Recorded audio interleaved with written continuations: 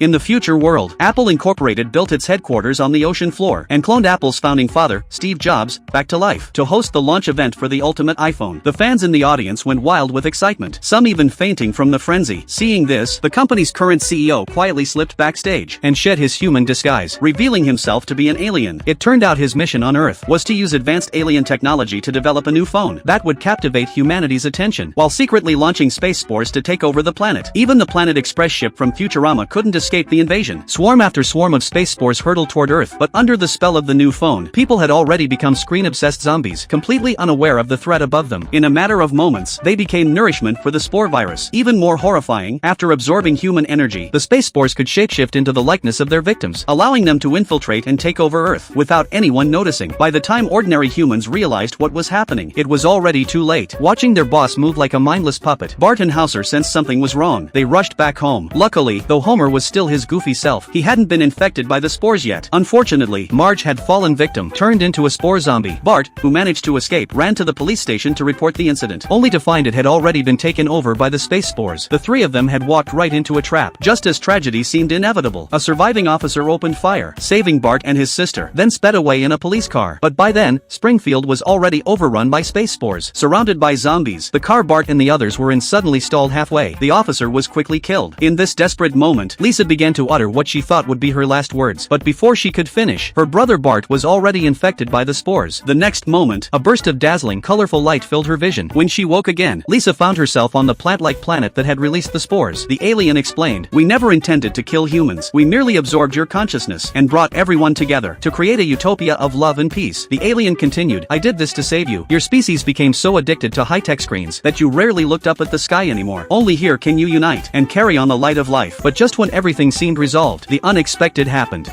Where'd you get those? We just found him wrapped under that guy. It's what I do, man. How you doing? Herb Tannenbaum.